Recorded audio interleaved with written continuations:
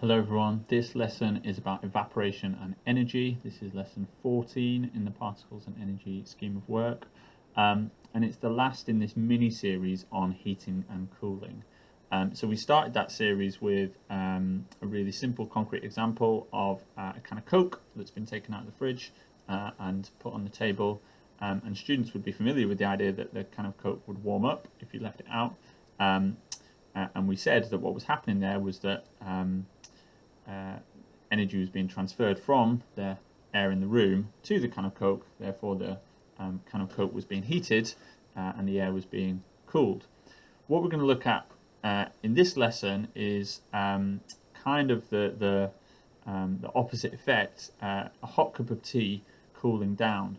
And it's an interesting one because the mechanism by which this happens is slightly different, and I would say it's more related to convection than it is to the kind of collision model that we had of heating or heat transfer in that kind of Coke example.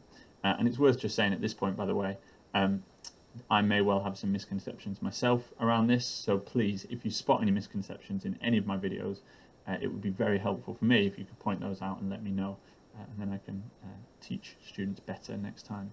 So the way I'm going to illustrate this idea of the hot cup of tea cooling down because of evaporation is as follows. So I'm going to draw my cup of tea like this. I'm going to say, here's my tea, and it's quite hot. And actually, we're going to look in more detail at why we get this kind of steam rising. But anyway, I'm going to say my cup of tea, it's not going to quite be at 100, it's going to be at about 90 degrees C. Okay, so this is freshly brewed tea at 90 degrees C. And what I want to do is show students what's going on around the surface here. So I'm going to zoom in on here and do a nice diagram like this to try and work out what it is that's going on. So if I draw the surface like this, there's the surface. First thing I want to do is show what's going on inside the tea. So I'm going to draw lots of particles close together as always, randomly arranged. And I would want to point out to students that at 90 degrees C, most of a hot cup of tea is just water. So I'm really close to the boiling point of water here. So actually, the average kinetic energy of the particles in this tea is going to be super high. So I'm going to draw some really long arrows on average. Let's draw that one going that way, let's say. I might leave a couple blank for reasons that will become obvious. So let's do something like this, and then like this. So I'm going to draw quite long arrows on average. And again, you can emphasize, build up that point again and again and again so that it goes in, that there's a range of speeds, it's random motion, all of these things that are going to build up towards giving them this really clear picture of what's going on inside matter.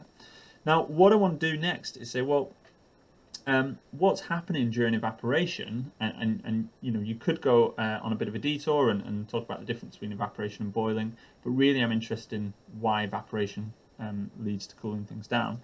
What happens during evaporation is that some of these particles have such high energy that they actually escape, and they move, they break the bonds, they move out of the liquid phase and into the gas phase. And maybe that's misleading, those arrows should be the same length, shouldn't they? But anyway, so some of these particles escape. So I'll do one more here that I left blank, so let's do that up here. So this particle had so much energy that it escaped the surface altogether. Now the idea that you want to get across here is, well, if the highest energy particles escape the surface, what does that mean about the ones that are left behind? And a nice way of illustrating this might be to say, okay, let's take the tallest student in the class. And be careful about who you choose here, because you don't want to single people out on the basis of their physical appearance. But if the tallest student in the class is happy to be singled out, then you can say, okay, let's imagine the tallest student in the class walks out of the classroom and leaves the classroom. What would happen to the average height of all the other students that are left behind? and hopefully you should be able to elicit, and you could do some thumbs up, thumbs down questioning here, elicit the idea that on average, the average height of the remaining students would be lower if the tallest student left. And that's exactly what happens here. If the highest energy particles escape the surface, and it might be worth writing this down, escape the surface, because that language is really, really important, and we'll want them to use it later. If the highest energy particles escape the surface, what that means is the average kinetic energy of those that is left behind is lower. And another way of putting this might be that because the average kinetic energy is lower, the T is cooled. But I think it's worth, just for the sake of emphasizing this idea of kind of conservation of energy and what's going on here, it's also worth saying if these super high energy particles have escaped out into the air, well then actually the air must have been heated as well. Now again, you may wish to give even more words in your diagram than this, so you might want to put highest energy particles escape the surface. You might want to put something like average KE of remaining particles decreases. You can choose how much you want to give. Remember, these diagrams, they serve as a scaffold for students to really help them think about what you want them to think about. Now the point here is, what's going to happen if this goes on long enough is something like this. That now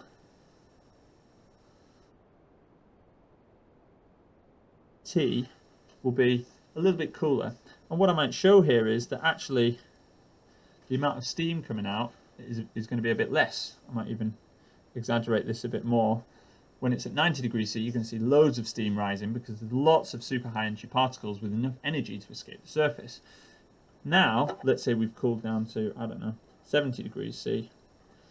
There's way fewer particles going to have enough energy. But the point is, it's still going to carry on. This process is still going to carry on. So we might show this, but all we want to illustrate here is that because those high energy particles escape the surface, actually on average, the particles that are left behind, so I might show this as follows, on average they're going to have a lower kinetic energy. So if I sketch this out like this, again this would be to exaggerate perhaps, but what I want to show students is that because those super high energy particles left the surface, the ones that are left behind have a lower energy on average. But it's worth emphasizing that there are still some which are going to have enough energy to escape the surface. Hence, you still have some evaporation happening. And that's the difference between evaporation and boiling, is that evaporation is something that's going on at any temperature. That's why a puddle will evaporate even on quite a cold day. That's also to do with the wind, the movement of air and stuff like that. But yeah, you take my point. Evaporation happens at any temperature. Boiling is where all of these particles have enough kinetic energy to escape the surface because the temperature is so high. So that's an illustration of the first one. The second example here, I mean, I would say in this lesson, each kind of segment takes an I do, we do, you do form. So the way I would teach this is to really go through this in depth, and then I would ask students to explain how evaporation causes the cup of tea to cool down, probably on whiteboards, and they can show me. I might get a couple under the visualizer, give them some feedback to the whole class, and then once I've given them feedback and given them some pointers, I'd ask them to write a paragraph explaining why evaporation causes the tea to cool down. I'd ask them to do that in their book. So just quickly in the last minute or two on this one, just for the second example, which is to do with sweating. So why does sweating cool you down during exercise? Again, I think you can do something similar. So if you draw a person, let's say running like this.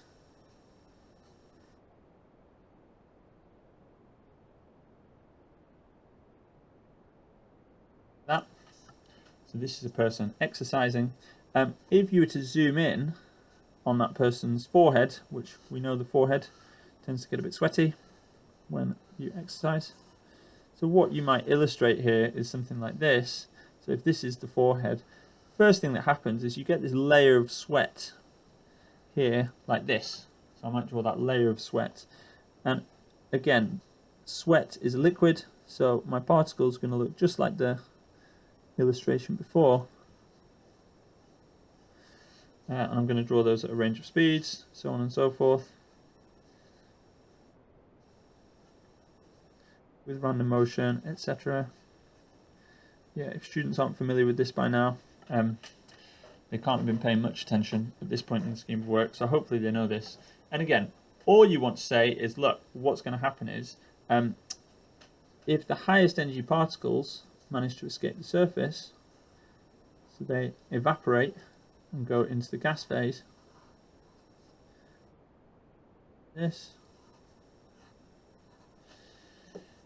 what that does, if those highest energy particles escape the surface, what that does, the average KE